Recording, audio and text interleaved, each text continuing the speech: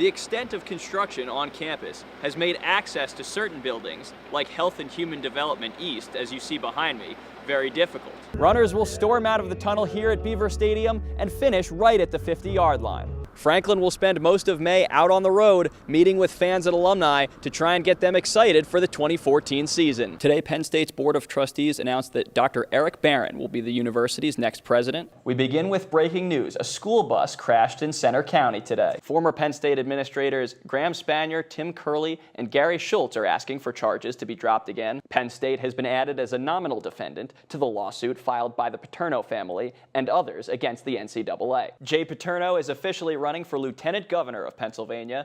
Road crews are working around the clock to clear snow off the roads. Pennsylvania's wiretap law has only been changed once since 1998. The AG's office says the arrests came after a 2-year investigation targeting heroin trafficking. The governor is also asking for a small increase in education funding in his proposed budget. Less than 3 months after hosting Thon, the Bryce Jordan Center will join the Intramural Building, Health and Human Development Building, Schwab Auditorium, and others as a new construction site.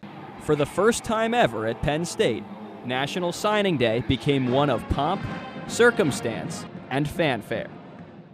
Coach James Franklin and his staff hosted the signature event at the Bryce Jordan Center as a way to connect with Nittany Lion fans while unveiling the 2014 recruiting class. Former Penn State linebackers Michael Mauti and LeVar Arrington were also on hand to express their support for the new coaches.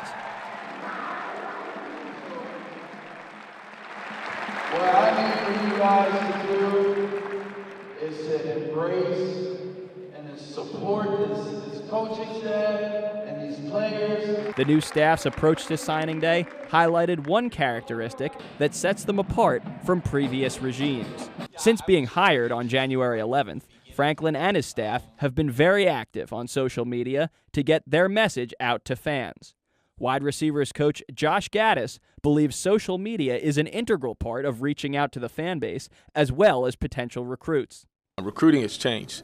Social media is one of the biggest assets as far as for a coaching staff to reach out to recruits these days. Not only does it give them an idea of who you are, but it helps promote your brand and your university and your program. In addition to getting fans engaged on social media, Penn State coach James Franklin and his staff have events like this here at the Bryce Jordan Center to get fans excited as they usher in a new era of Penn State football. While the signature event featured plenty of hype and optimism for fans, only time will tell whether or not Franklin and his staff can improve on the team's 7-5 record from a year ago. Reporting from the Bryce Jordan Center, I'm Dan Cronin for the Center County Report. Beaver Stadium has been empty since November, but now the snow has melted, the sun is back, and the gates are ready to reopen. Admission and parking on Saturday are free, although Penn State did make a change for fans coming in RVs. All RVs must park in the fields northeast of Beaver Stadium behind the agricultural arena. The weather forecast looks as good as it has in several years for the blue-white game, so expect to see plenty of fans out here tailgating and plenty more walking around in State College after the game. Business tends to slow down during the winter months, but Blue-White Weekend brings visitors back to Center County in the spring.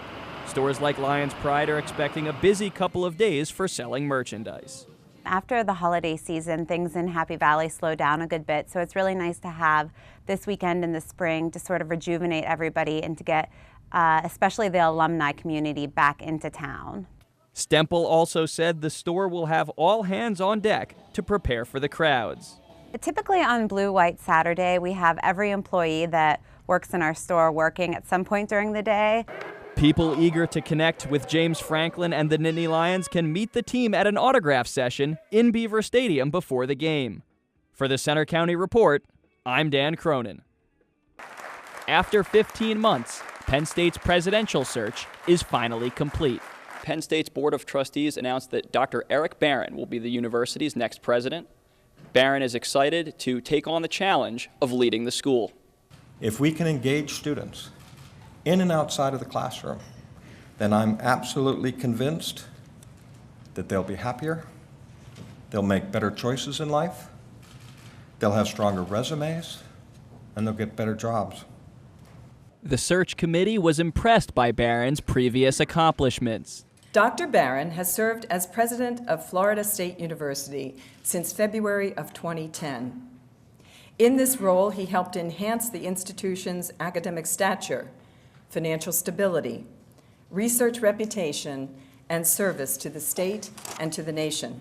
During Barron's 4 years as the dean of Penn State's College of Earth and Mineral Sciences, he worked directly with Rodney Erickson. Erickson believes the future is bright with Barron at the helm. In Eric Barron, you have found a leader who will help realize the very best of this institution and will successfully lead Penn State into the future. Barron's tenure as president of Penn State will begin on May 12th. For the Center County Report, I'm Dan Cronin.